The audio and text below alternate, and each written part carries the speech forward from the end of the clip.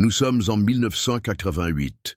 Le village de Montfaucon, niché au cœur des coteaux rocheux et des vignobles français, était un lieu où tout le monde se connaissait et où les secrets semblaient impossibles à dissimuler. Les jeunes mariés, François et Élodie Moreau, trop jeunes pour connaître les dangers de la vie, se retrouvent au centre d'un malaise silencieux lorsqu'ils disparaissent mystérieusement après une promenade sur la colline de Saint-Laurent. François, ingénieur de formation, était méticuleux, calculateur et méthodique. Toujours muni d'un sac à dos parfaitement organisé et de notes précises, il avait un œil aiguisé pour les moindres détails du terrain, comme s'il pressentait chaque changement subtil du paysage. Élodie, en revanche, était impulsive, passionnée par la nature et les mystères qui entouraient Montfaucon. S'aventurer sur des sentiers escarpés était pour elle un acte de liberté et de courage, tandis que François y voyait un risque calculé. Ensemble, ils savaient concilier prudence et aventure, mais ce matin fatidique, la prudence sembla insuffisante. Ce jour-là, de lourds nuages menaçaient de s'abattre sur les collines, et le vent, qui d'ordinaire soufflait doucement à travers les vignes, soufflait avec une force inhabituelle.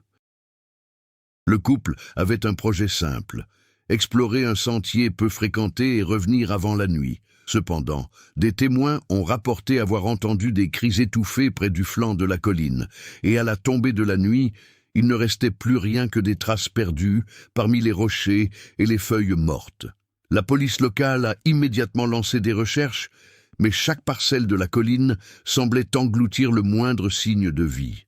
Pendant ce temps, dans les maisons voisines, les habitants commençaient à échafauder des théories. Certains incriminaient le terrain instable, d'autres parlaient de disparitions volontaires, et les plus superstitieux évoquaient d'anciens secrets enfouis, des légendes qui hantaient les vignes. Pourtant, rien ne fut prouvé. Un mystère planait sur Montfaucon, un silence pesant, chargé de questions sans réponse.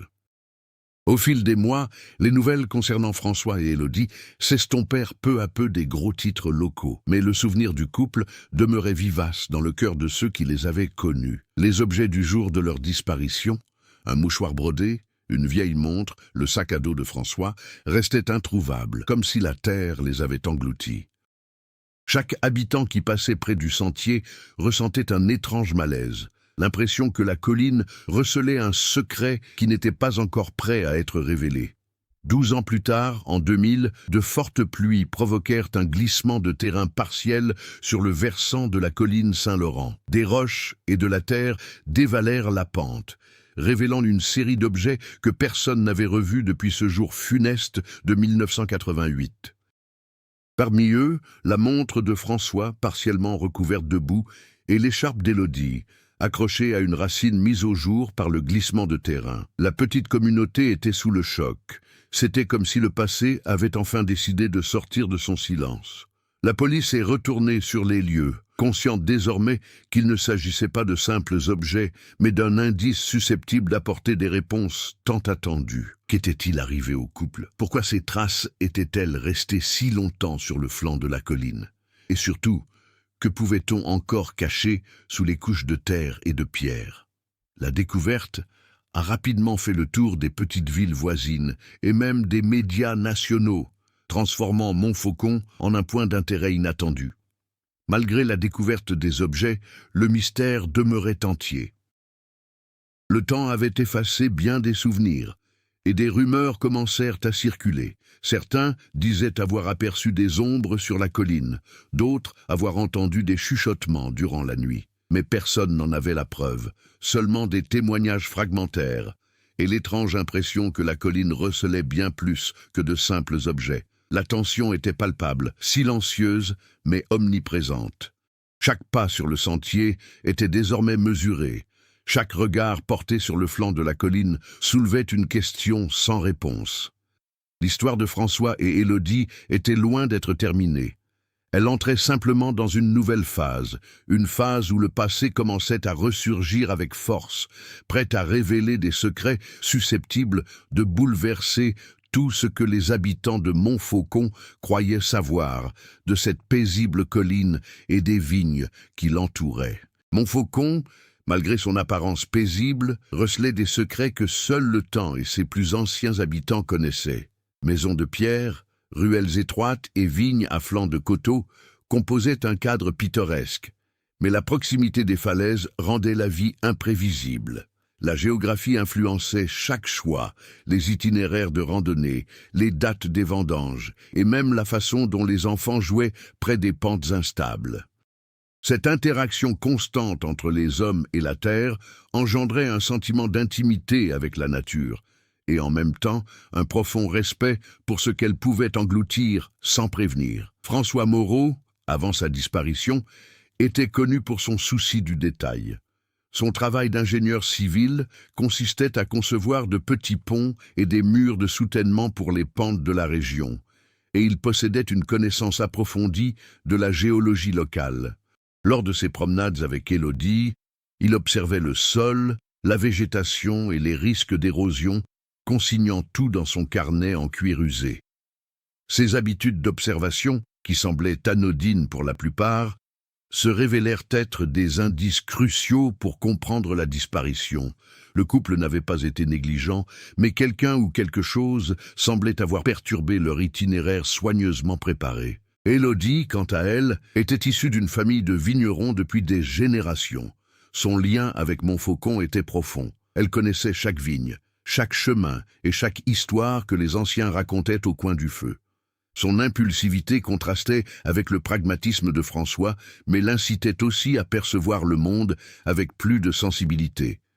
Ensemble, ils formaient un équilibre que les habitants admiraient, un couple qui alliait logique et intuition, raison et passion. Les personnages secondaires jouèrent un rôle crucial dans la vie de la communauté et, par extension, dans le mystère de la disparition du couple. Monsieur Marcel, le boulanger du village, se souvenait les avoir vus la veille de leur disparition, portant des paniers pour un pique-nique à flanc de colline. Méticuleux, il se souvenait des visages et des heures, et sa mémoire constituait une véritable archive humaine des habitudes du village. Il y avait aussi Claire, une jeune historienne qui étudiait les légendes locales, et croyait que les collines recelaient des histoires anciennes, dont certaines n'avaient jamais été écrites. Claire menait des recherches méticuleuses et tenait un journal où se mêlaient documents historiques et témoignages oraux, reliant ainsi le passé de Montfaucon au présent. La culture et l'histoire française ont imprégné chacun de leurs choix et de leurs interactions. Le respect du patrimoine naturel, des vignobles qui faisaient vivre l'économie locale et de la tradition orale sur les places du village formaient un riche décor. François et Élodie, malgré leur jeune âge, baignaient dans cette culture. Ils connaissaient la légende du coteau du Saint-Laurent qui évoquait des disparitions inexpliquées à travers les siècles et ils écoutaient attentivement les récits des anciens. Ce contexte leur offrait à la fois un cadre et une tension palpable. Conscients des risques, ils étaient néanmoins animés par la curiosité et une soif de vivre qui les poussait à aller de l'avant. Entre-temps, la découverte des affaires du couple 12 ans plus tard a fait ressurgir de nouvelles relations et de nouveaux conflits. Claire y voyait l'occasion de valider ses théories sur d'anciens mystères, tandis que Marcel éprouvait un mélange de crainte et de responsabilité. Il connaissait les lieux et savait qu'il y avait encore beaucoup à découvrir. La communauté, jusque-là restée en sommeil, devint alors au cœur de l'histoire, chaque membre apportant ses souvenirs, ses soupçons et de petits détails qui, ensemble, ont façonné la mosaïque des événements de cette journée de 1988. De plus, le cadre naturel de Montfaucon, pente abrupte, forêt dense et vignobles en terrasse, complexifiait le récit. Chaque personnage interagissait avec l'espace de manière unique. François analysait les chemins sûrs. Élodie se laissait guider sur des sentiers cachés. Claire explorait des passages historiques, Marcel observait les évolutions du terrain. Cette relation constante entre les personnages et le décor créait une tension, offrant des occasions de petites révélations et de conflits qui enrichissaient l'intrigue, sans nécessiter de longues explications artificielles. Le passé de chaque personnage s'est révélé naturellement. Leurs actions, leurs choix et leurs souvenirs dévoilaient des motivations profondes. François se trouvait tiraillé entre le sens du devoir et la volonté de protéger Élodie. Élodie ressentait le besoin d'explorer et de repousser les limites. Claire cherchait des preuves pour confirmer ou réfuter de vieilles légendes. Marcel peinait à concilier le respect qu'il portait au couple disparu et sa curiosité d'enquêter. Chaque décision qu'il prenait, aussi insignifiante fût-elle, avait des conséquences, préparant le terrain pour de futurs conflits. Le rythme est resté équilibré. Les scènes d'exploration alternaient avec les interactions au village, de petites tensions surgissaient naturellement et le mystère s'épaississait sans révélation forcée. L'histoire a posé des bases solides en matière de personnages, de culture et de cadre, créant une forte attente quant au déroulement de la disparition et aux découvertes ultérieures. Avec la découverte des affaires de François et Élodie, 12 ans après leur disparition, Montfaucon devint l'épicentre d'une tension sourde et grandissante. La simple apparition d'un mouchoir, d'un sac à dos et d'une montre souleva des questions restées sans réponse. Pourquoi ces objets étaient-ils restés enfouis si longtemps? Que s'était-il réellement passé sur ce flanc de colline? Et, plus troublant encore, y avait-il quelque chose d'autre sous terre qui n'avait pas encore émergé? Claire, l'historienne locale, y vit immédiatement l'occasion d'allier son étude des légendes anciennes à une enquête concrète. Elle entreprit de recenser les disparitions survenues dans la région en croisant les récits du XIXe siècle avec les témoignages récents de personnes disparues dans des zones similaires. Ces recherches suggéraient que les pentes du Saint-Laurent étaient non seulement géologiquement instables, mais aussi le théâtre de mystérieuses disparitions, souvent ignorées par les habitants les plus sceptiques. Chaque document découvert par Claire renforçait sa conviction que François et Élodie n'avaient pas été victimes d'un simple accident. Pendant ce temps, Marcel, le boulanger témoin des détails de la disparition, était en proie à un conflit intérieur. Il connaissait chaque sentier, chaque danger sur le flanc de la colline et savait qu'un accident aurait pu être évité. Mais la présence des objets nouvellement découverts éveilla un soupçon encore plus troublant. Quelqu'un ou quelque chose aurait-il pu interférer avec le destin du couple? Ce doute le rongeait, et il commença à observer les comportements étranges des voisins et des inconnus, cherchant à dénicher des indices que la police, occupée par l'enregistrement officiel de l'accident, aurait pu négliger. L'effondrement partiel du flanc de la colline a mis au jour, outre des effets personnels, de subtiles traces de perturbations dans le sol, des marques de traînées et des dépressions irrégulières, suggérant le déplacement d'importants volumes de terre, voire de corps. Cette découverte a accru l'attention dans le village. La peur se mêlait à la curiosité. Les habitants, qui auparavant évitaient les sentiers dangereux, discutaient désormais des théories sur ce qui s'était réellement passé. Certains évoquaient des accidents naturels, d'autres d'anciens enlèvements. Et d'autres encore faisaient remonter à la surface des légendes oubliées, selon lesquelles certains endroits sur les pentes étaient maudits et dévoraient ceux qui osaient les traverser. Au cœur du conflit, Claire décida d'explorer le flanc de la colline avec François, le frère d'Élodie, encore profondément bouleversé par la disparition.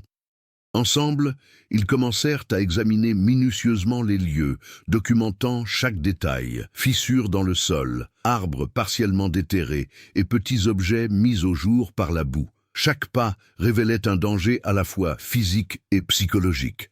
Le sentiment d'être observé ou que le terrain dissimulait quelque chose de plus sinistre imprégnait l'expédition. Pendant ce temps, les habitants réagissaient de diverses manières. Certains se réunissaient pour discuter des différentes théories, alimentant ainsi rumeurs et spéculations. D'autres tentaient de maintenir une certaine normalité, malgré une atmosphère tendue inévitable. La pression sociale et émotionnelle engendra de petits conflits entre voisins, accusations de négligence, soupçons de dissimulation et discussions sur la meilleure façon de gérer les médias qui avaient rapidement fait de Montfaucon le sujet d'actualité le plus médiatisé. La police française a également rouvert l'enquête, mais le manque de preuves concrètes a empêché de tirer des conclusions définitives. Les enquêteurs ont dû composer avec la complexité du terrain et les témoignages contradictoires, tout en respectant les traditions locales et les craintes des habitants. Cette incapacité à apporter des réponses rapides a accru la frustration de François, le frère de la disparue, et de Claire, qui sentait que la vérité était là, enfouie, attendant d'être révélée.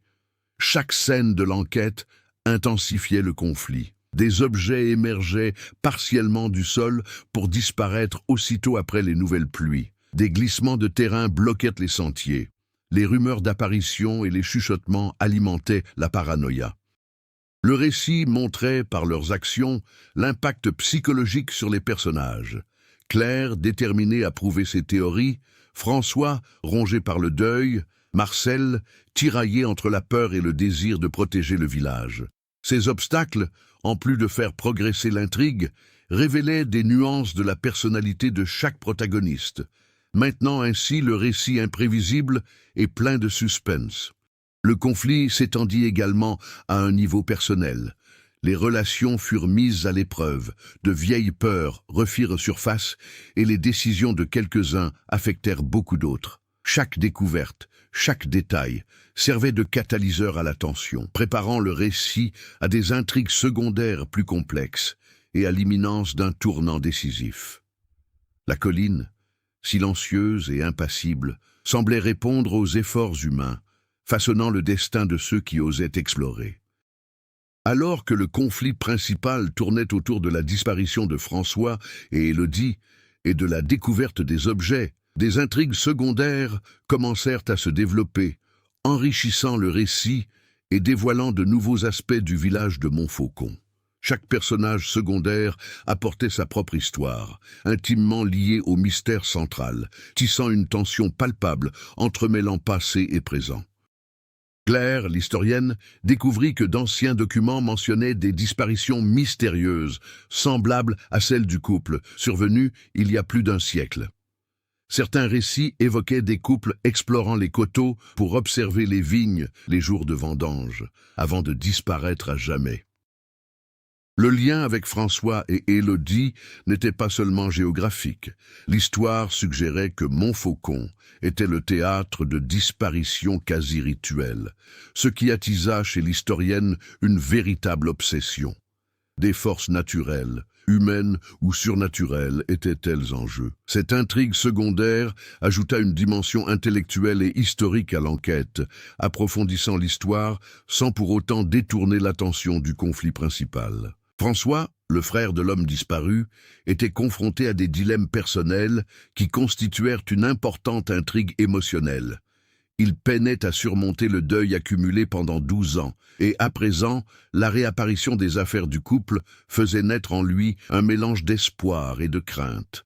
Chaque fouille sur la colline était aussi pour lui une exploration de ses propres souvenirs et de sa culpabilité. Il se demandait s'il aurait pu empêcher la tragédie. Cette intrigue émotionnelle révélait son évolution personnelle, approfondissant le personnage et reliant son parcours à l'énigme qui se dévoilait. Marcel, le boulanger, vit surgir une intrigue secondaire de conflit social. La présence de journalistes et de curieux, suite à la diffusion virale de la découverte, divisa la communauté. Certains souhaitaient profiter de l'attention médiatique pour promouvoir Montfaucon, tandis que d'autres craignaient que cette exposition ne porte atteinte à la mémoire du couple. Marcel se retrouva, malgré lui, médiateur, tentant de concilier le respect du passé et la réalité. Le village était désormais sous le feu des projecteurs. Ces tensions sociales créèrent des obstacles supplémentaires pour les protagonistes et intensifièrent le drame. De plus, le flanc de la colline lui-même devint presque un personnage à part entière, avec ses propres intrigues secondaires. Petits glissements de terrain, arbres instables et marques nouvellement découvertes laissaient présager que le terrain recelait bien plus qu'il n'y paraissait. Ces intrigues naturelles créaient une tension temporelle. Chaque averse augmentait le risque de nouveaux glissements de terrain et la possibilité de nouvelles découvertes, insufflant une urgence narrative et maintenant un rythme soutenu. La nature, en interaction avec l'homme, amplifiait le sentiment de suspense et d'imprévisibilité. Une autre intrigue secondaire émergea des observations des habitants. Apparitions nocturnes d'étrangers, ombres mouvantes sur la colline et bruits mystérieux tissaient un réseau de rumeurs mêlant peur et superstition. Malgré leurs contradictions, ces récits influencèrent des décisions importantes et façonnèrent les actions de François, Claire et Marcel. Cette tension psychologique contribua au suspense et reliait l'intrigue surnaturelle à l'enquête principale. À mesure que les intrigues secondaires s'entremêlaient, de nouvelles alliances et de nouveaux conflits surgissaient. Claire et François se mirent à collaborer plus étroitement, mêlant connaissances historiques et expériences personnelles. Marcel, quant à lui, était en proie à un conflit intérieur. Devait-il aider les protagonistes à explorer la colline ou protéger le village d'un possible scandale? Chaque choix avait des conséquences, illustrant comment les intrigues secondaires renforçaient et intensifiaient le conflit principal. Le récit alternait entre l'exploration du flanc de la colline, les recherches historiques et les interactions sociales au sein du village. Les intrigues secondaires, loin d'accroître la complexité de l'histoire principale, mettaient en lumière différentes facettes du mystère, psychologique, culturelle, historique et environnementale. Aucune ne s'écartait de la trame principale.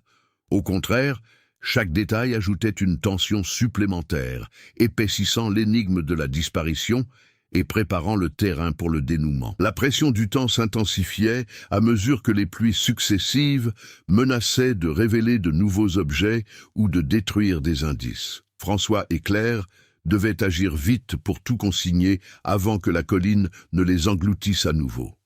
Marcel, sous la pression des habitants, s'efforçait de coordonner la sécurité et de préserver les preuves.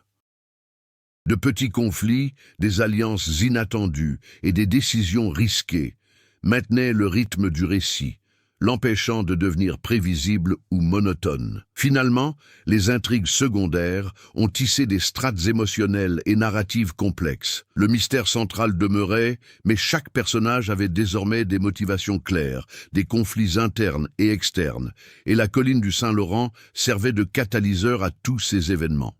La tension montait, les questions s'accumulaient, et le lecteur restait tiraillé entre le désir de découvrir la vérité et la conscience que tout ne pouvait s'expliquer facilement.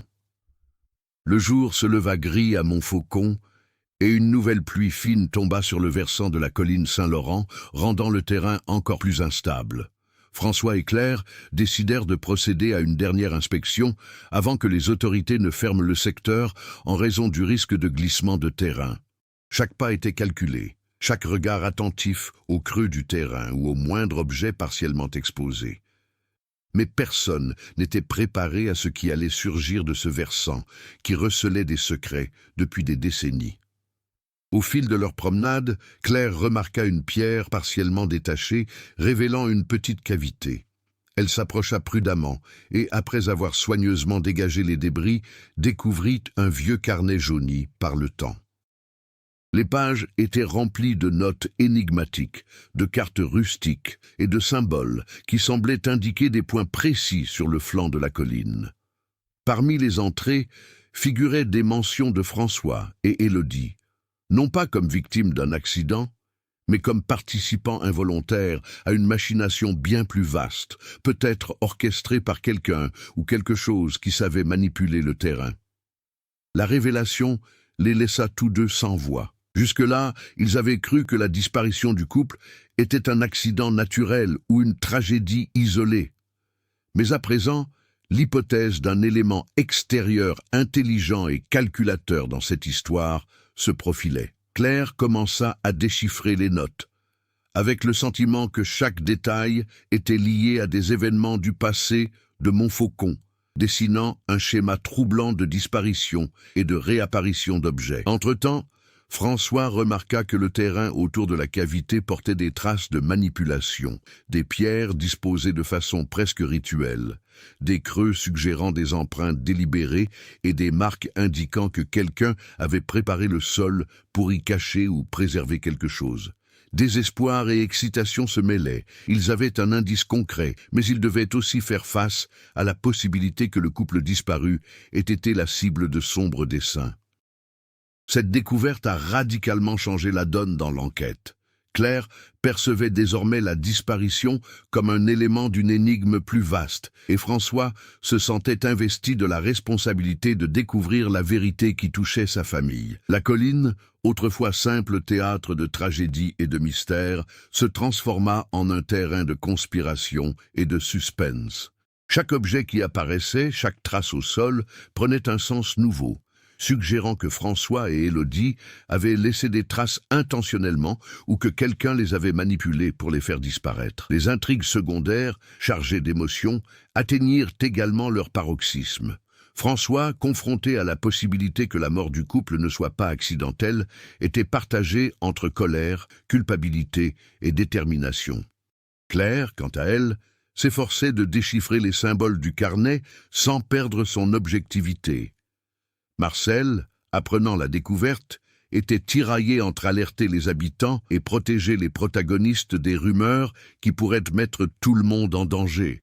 La tension sociale et émotionnelle, intimement liée à la découverte matérielle, créait un sentiment d'urgence presque palpable. Ce tournant a non seulement modifié le cours de l'histoire, mais a aussi révélé un rebondissement aussi plausible que choquant.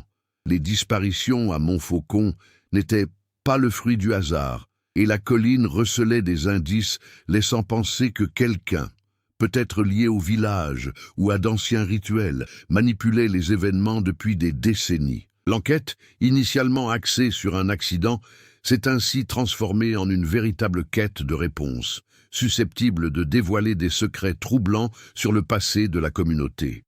Les conséquences se firent immédiatement sentir. François et Claire devaient agir vite pour consigner et préserver les preuves, conscients que le moindre retard risquait d'anéantir des indices cruciaux. Le flanc de la colline, instable et imprévisible, semblait réagir aux moindres faits et gestes, et chaque mouvement exigeait une extrême prudence.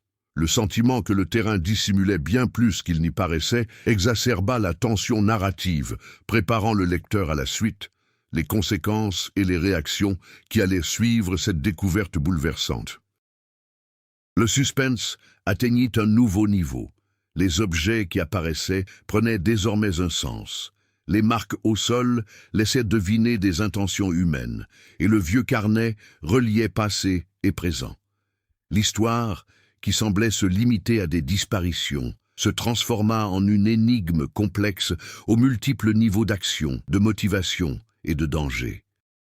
François et Claire devaient décider rapidement de la marche à suivre, car chaque minute augmentait le risque de perdre des preuves ou de provoquer un nouvel accident.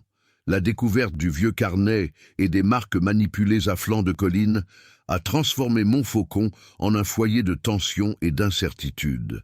Ce qui n'était au départ qu'une disparition isolée est devenu un écheveau de mystères interconnectés, mettant tous les habitants en alerte. François et Claire, portant le poids de la responsabilité d'interpréter les symboles et de consigner chaque détail, ont ressenti immédiatement l'impact de leur enquête. Ils étaient confrontés non seulement à des preuves matérielles, mais aussi aux conséquences psychologiques du mystère qui planait sur le village depuis plus d'une décennie. Face à la possibilité que la disparition de sa sœur Élodie ne soit pas accidentelle, François éprouvait un mélange de soulagement et d'angoisse. Soulagement d'avoir des indices concrets, angoisse de réaliser que la vérité pouvait être plus sombre qu'il ne l'imaginait. Chaque objet exhumé, chaque symbole dans le carnet, semblait suggérer des intentions délibérées derrière la disparition, ce qui renforçait son sentiment d'urgence et sa détermination. Il devait désormais prendre des décisions rapides pour préserver les preuves et éviter qu'un détail crucial ne soit à nouveau emporté par l'instabilité du versant. Claire, de son côté, était aux prises avec la pression de déchiffrer les codes et les schémas historiques contenus dans le carnet. Les notes reliaient des disparitions passées à des points précis de la colline, révélant un schéma jusque-là insoupçonné. Sa première réaction fut un mélange de fascination intellectuelle et de prudence. Elle savait que divulguer ses découvertes, sans preuves concrètes, risquait de semer la panique ou d'alimenter des théories infondées. Son rôle devint double, percer les mystères et protéger les personnes impliquées, en conciliant logique et prudence. La réaction du village fut mitigée. Marcel, soucieux des répercussions sur la communauté, tenta de contenir l'inquiétude et d'organiser des recherches complémentaires en toute sécurité. Mais les médias, attirés par le caractère viral de la découverte, avaient déjà commencé à diffuser des reportages sur des effets personnels retrouvés après l'effondrement. Ce climat de curiosité et de peur bouleversa le quotidien des habitants. Les sentiers autrefois fréquentés devinrent pratiquement impraticables, et des réunions sur la place du village furent organisées pour discuter des risques et des responsabilités. Au-delà des réactions humaines, le flanc de la colline lui-même semblait alimenter le suspense. De nouveaux petits glissements de terrain révélaient des fragments d'objets, créant une tension constante d'urgence et d'imprévisibilité. Chaque pas sur la pente exigeait de la prudence, et le risque de perdre des preuves ou d'avoir un accident accentuait le drame. François et Claire apprirent à interpréter les signes subtils du terrain. Petites dépressions, arbres déplacés, pierres instables, comme des indices qu'il fallait consigner avec précision. Le traumatisme fut intense pour les protagonistes. François, jusque-là uniquement préoccupé par la disparition de sa sœur, devait désormais envisager la possibilité d'une intervention extérieure et intentionnelle. Cette perspective éveilla en lui un mélange de peur, de colère et de détermination, le poussant à entreprendre des actions plus audacieuses pour découvrir la vérité. Claire, quant à elle, ressentait la pression d'être le trait d'union entre le passé et le présent, tentant d'interpréter les symboles et les schémas tout en apaisant les tensions croissantes au sein de la communauté. De petits conflits ont surgi parmi les habitants, accusations de négligence, théories sur la responsabilité historique et débats sur l'opportunité de maintenir l'accès à la colline ou de l'isoler définitivement. Ces réactions sociales ont non seulement enrichi le récit, mais ont aussi renforcé le sentiment de solidarité au sein de la communauté. Chaque décision a influencé directement le déroulement de l'enquête, engendrant des dilemmes éthiques et logistiques qui ont accentué la tension narrative. Entre-temps, les médias diffusaient des reportages et des images des objets émergeants du sol. L'affaire, jusque-là cantonnée à la mémoire locale, devint un sujet d'actualité nationale et en peu de temps attira l'attention internationale. Cette visibilité accentua la pression sur François et Claire, qui durent agir vite avant que des informations erronées ou des interprétations sensationnalistes ne déforment les faits. Trouver le juste équilibre entre action, prudence et communication devint essentiel à la poursuite de l'enquête. Les réactions émotionnelles, sociales et pratiques s'entremêlaient aux découvertes matérielles, créant un effet cumulatif. Chaque objet mis au jour, chaque symbole déchiffré, chaque réaction du village renforçait l'importance de poursuivre l'enquête. Le mystère s'épaississait, mais devenait aussi plus tangible, révélant que Montfaucon recelait des secrets qui transcendaient le temps, la mémoire et le hasard. À la fin de cette étape, le récit a clairement établi les conséquences immédiates de la découverte. François et Claire étaient plus déterminés et plus impliqués émotionnellement. Le village vivait dans un climat de tension, de peur et de curiosité. Le flanc de la colline restait à la fois un danger et un indice, et les médias ont amplifié la portée de l'histoire, la rendant virale. Cette combinaison de conséquences physiques, émotionnelles et sociales a préparé le terrain pour le sujet suivant. Surmonter et grandir où les protagonistes seraient confrontés à de nouveaux défis qui les transformeraient. Alors que les tensions atteignaient leur paroxysme, François et Claire comprirent qu'ils devaient agir avec courage et stratégie. Le versant instable et imprévisible du Saint-Laurent ne leur offrait aucun répit, et le rythme de leur découverte indiquait clairement qu'ils ne pouvaient pas attendre passivement les réponses. Chaque pas, chaque enquête était une épreuve d'endurance physique et mentale. Mais surtout, c'était une occasion de transformation personnelle. François devait affronter son chagrin et sa culpabilité, tandis que Claire devait trouver un équilibre entre son obsession pour l'enquête et la prudence et l'empathie. François commença à prendre des risques calculés. La douleur de tant d'années sans réponse se mua en détermination. Il retourna sur les lieux des disparitions, cette fois avec plus d'attention, s'appuyant sur les connaissances de sa sœur et sur les instructions cryptées du vieux carnet. Chaque découverte, aussi minime fût-elle, représentait une petite victoire émotionnelle. Il retrouvait non seulement des indices matériels, mais aussi des fragments de mémoire et de sens, trouvant ainsi des moyens d'honorer la mémoire d'Élodie tout en faisant progresser l'enquête. Claire, de son côté, dut apprendre à déléguer et à faire confiance à François. Jusque-là, son approche solitaire et méthodique, bien qu'intense, limitait l'efficacité de l'exploration. Face à la pression croissante et à l'urgence des pluies qui menaçaient le flanc de la colline, elle comprit que la collaboration n'altérait pas la précision, mais au contraire, élargissait le champ d'action.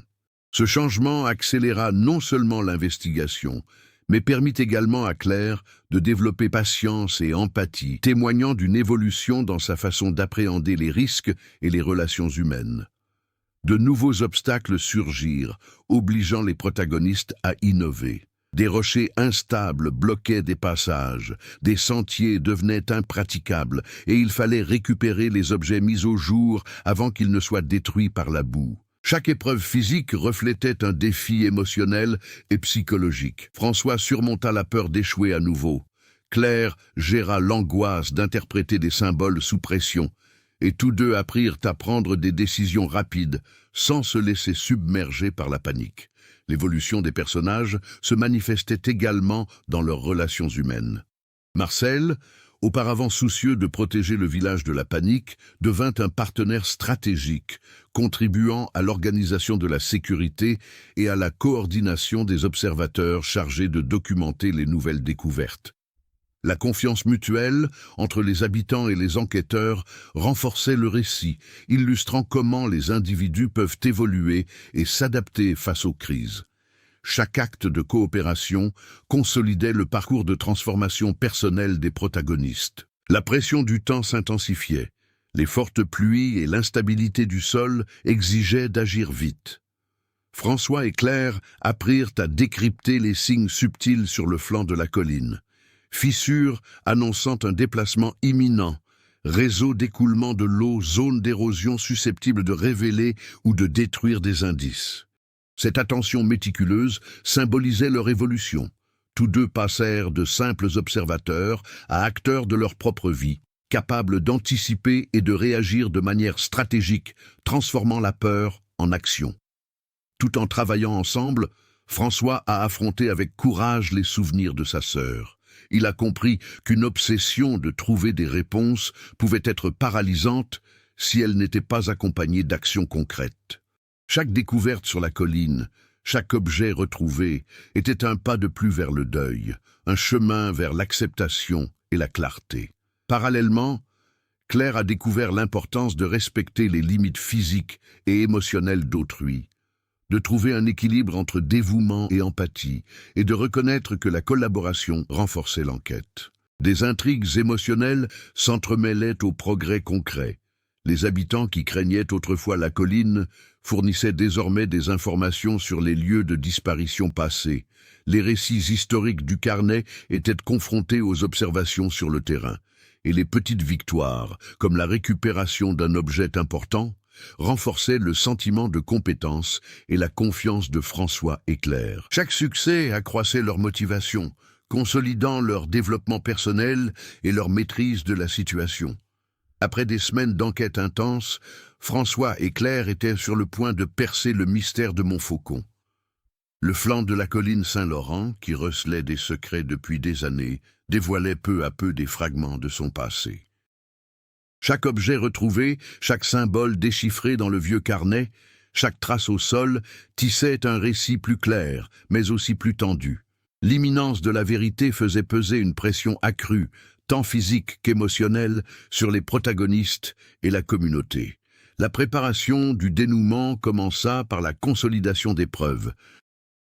François, désormais plus sûr de ses décisions, cartographia les zones critiques du flanc de la colline et documenta les changements récents du sol, les fissures et les creux. Claire analysa les tendances historiques, comparant les disparitions passées aux signes apparus sur la colline. Ensemble, ils commencèrent à formuler une hypothèse cohérente. Il ne s'agissait pas de simples accidents naturels, mais de disparitions liées à une intervention humaine, peut-être intentionnelle, sur le flanc de la colline au fil des décennies. Parallèlement, Marcel aida à organiser la surveillance du flanc de la colline par des observateurs du village, veillant à ce que tout mouvement suspect ou toute nouvelle découverte soit consigné. Cette coordination renforçait la tension narrative, montrant que la préparation du dénouement n'était pas seulement intellectuelle, mais aussi logistique. Chaque personnage avait un rôle précis, et le succès reposait sur leur collaboration. Le climat psychologique s'étendit. Les médias continuaient de suivre l'affaire, et la pression pour que l'enquête devienne virale et compréhensible par le public a accru le stress. François devait gérer les attentes de tous, tandis que Claire devait concilier la nécessité de la prudence scientifique et l'urgence de révéler la vérité avant que de nouvelles pluies ne détruisent des indices cruciaux. Le temps est devenu un ennemi constant, amplifiant la tension et le rythme du récit. Les intrigues secondaires commencèrent à converger. Les petits conflits entre habitants se résolvèrent à mesure que la collaboration devint essentielle. Les récits consignés dans de vieux carnets et les témoignages oraux furent recoupés avec des observations concrètes du flanc de la colline, révélant des schémas qui suggéraient non seulement les disparitions passées, mais aussi la voie à suivre pour trouver les preuves finales.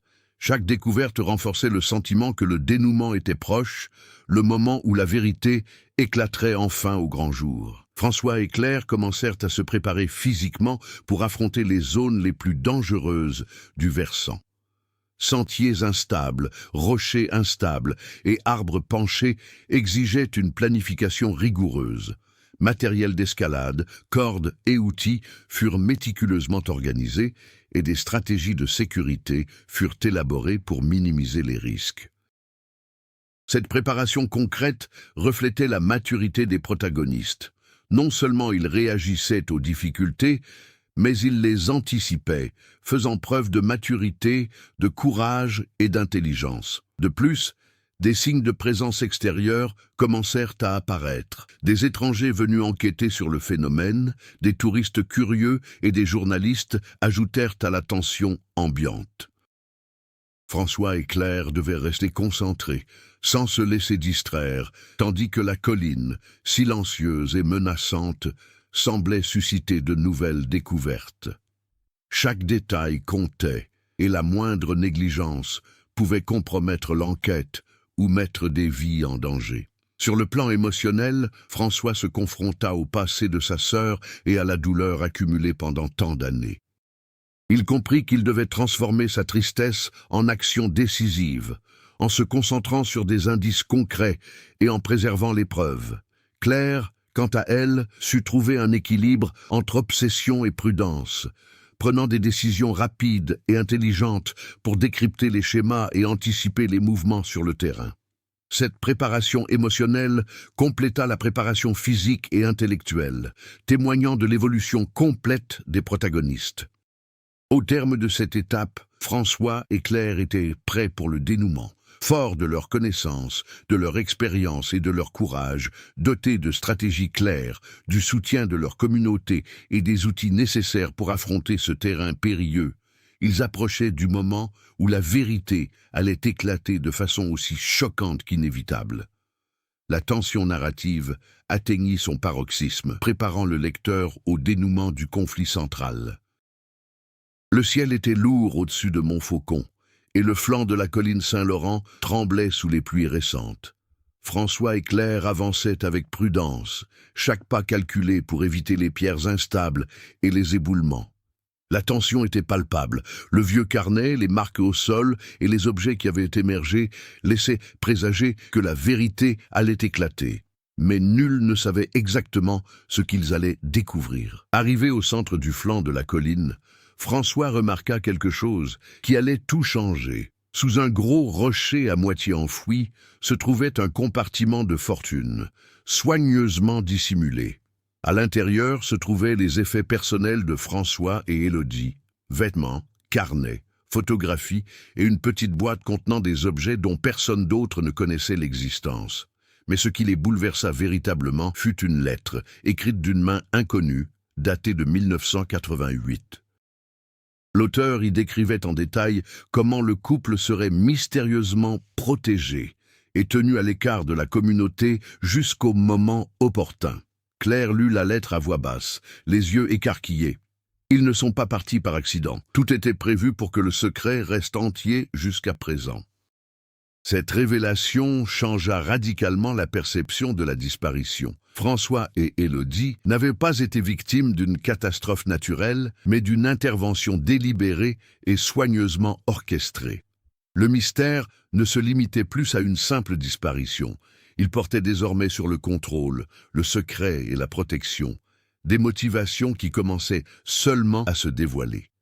Tandis que François tentait de comprendre sa découverte, le flanc de la colline s'effondra partiellement et des rochers commencèrent à glisser. Claire et François durent agir vite, en retirant avec précaution objets et documents afin d'empêcher la boue de détruire des indices cruciaux. Le danger physique reflétait l'intensité émotionnelle de la situation. La vérité était là, mais elle exigeait courage, précision et rapidité.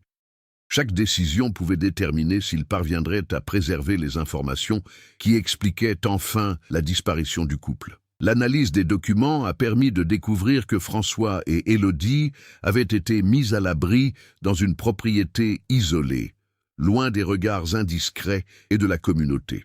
L'intervention avait été menée par un ami de la famille, persuadé que le village et certaines autorités locales ne comprendraient pas la situation et pourrait mettre le couple en danger. Tout avait été minutieusement préparé. Le terrain instable, les objets laissés comme indices et même le vieux carnet qui reliait désormais le passé et le présent. Ce dénouement a également engendré une transformation personnelle. François, qui éprouvait auparavant culpabilité et colère, a trouvé soulagement et compréhension. La disparition était due à une action humaine et non à de la négligence. Claire, quant à elle, a consolidé ses compétences d'enquêtrice, trouvant un juste équilibre entre empathie et rigueur, et réalisant que la vérité pouvait être révélée sans sensationnalisme. Ensemble, ils ont compris que l'enquête avait non seulement permis de résoudre le mystère, mais aussi de transformer leur vie. La tension narrative atteignit son paroxysme lorsque le flanc de la colline s'effondra partiellement à nouveau, contraignant François et Claire à un ultime effort pour sauver un maximum de preuves avant que la pluie et la boue ne détruisent ce qui restait. Chaque seconde comptait. L'équilibre entre action et réaction, intelligence et instinct déterminait le succès de la mission.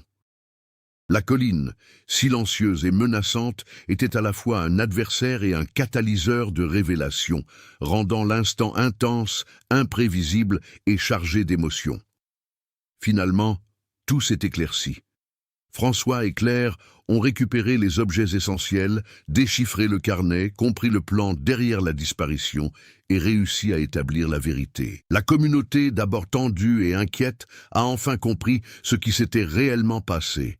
Et les protagonistes ont prouvé leur courage, leur intelligence et leur résilience. Ce dénouement a non seulement résolu le mystère, mais a aussi consolidé l'évolution des personnages, illustrant leur transformation personnelle, le succès de l'enquête et le rétablissement de la vérité. Le mystère enfin résolu, Montfaucon laissa échapper un soupir de soulagement contenu. Françoise et Claire avaient retrouvé non seulement des objets, mais aussi la vérité sur la disparition d'Élodie et de François, une disparition soigneusement planifiée, tenue secrète pour les protéger et révélée seulement maintenant grâce à la détermination et au courage des protagonistes. La colline du Saint-Laurent, qui avait symbolisé le danger et le mystère pendant des décennies, était désormais le témoin du dénouement et d'une histoire qui traversait les générations. La communauté a éprouvé des sentiments mitigés.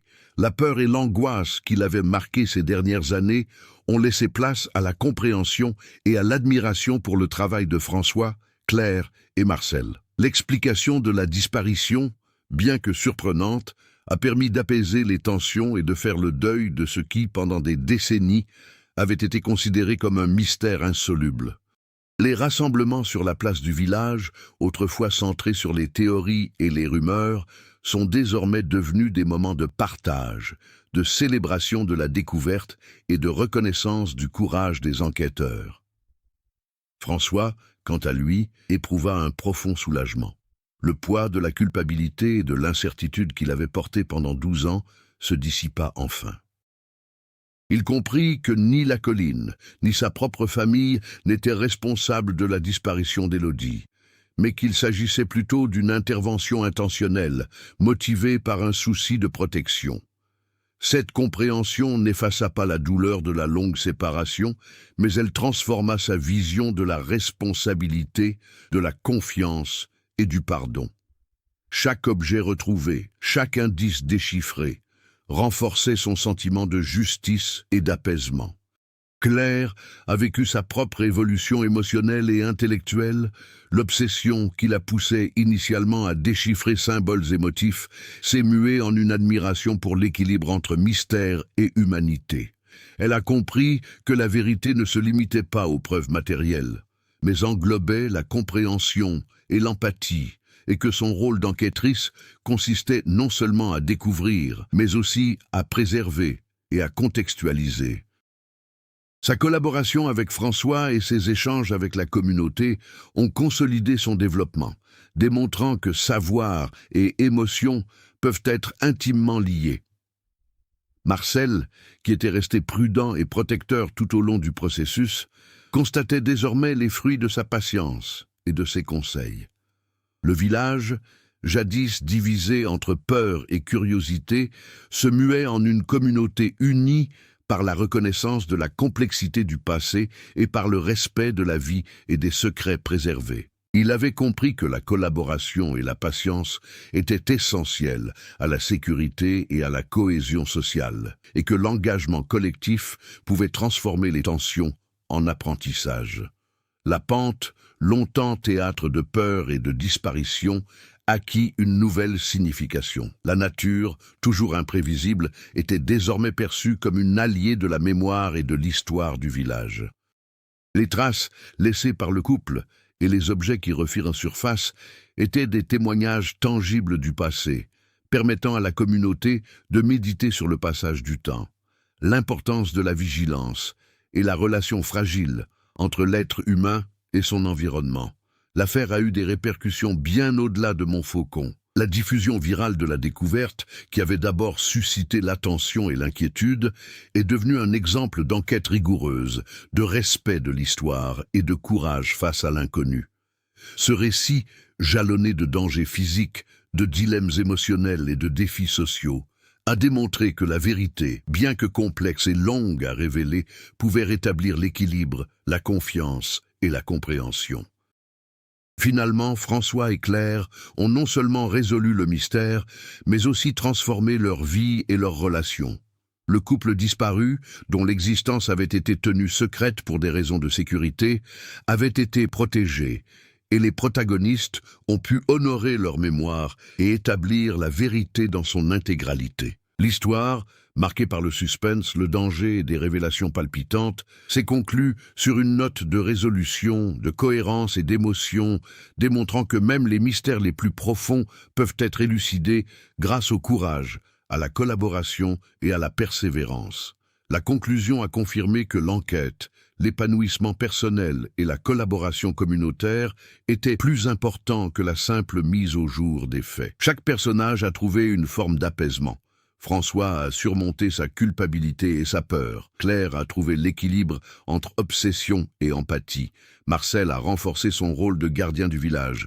Et Montfaucon est devenu une communauté capable d'affronter et de comprendre son passé. 12 ans plus tard, Montfaucon se souvenait encore de la disparition de François et Élodie, mais désormais avec compréhension et respect. François et Claire se rendaient régulièrement sur la colline, non plus en enquêteurs, mais en gardiens de l'histoire. Les objets retrouvés étaient conservés dans un petit musée local, tandis que la lettre et le vieux carnet devenaient des pièces maîtresses pour comprendre les événements et protéger les générations futures. Le village, jadis paralysé par la peur et le mystère, célébrait l'équilibre retrouvé entre mémoire et vérité. Et bien que la colline restât instable, elle symbolisait désormais non seulement le danger, mais aussi le courage, la persévérance et la force de la communauté. Si l'histoire de François et Élodie vous a touché, partagez vos réflexions et théories sur le mystère de Montfaucon. Chaque détail que vous commentez contribue à perpétuer le souvenir de ce couple et de cette communauté qui a courageusement affronté l'inconnu. Abonnez-vous à la chaîne pour suivre des histoires vraies et surprenantes comme celle-ci, où mystère, suspense et émotion s'entremêlent. Activez les notifications pour ne manquer aucune découverte et rejoignez d'autres lecteurs curieux qui explorent des secrets cachés, des rebondissements inattendus et le courage de personnages qui nous inspirent à ne jamais renoncer à la quête de la vérité.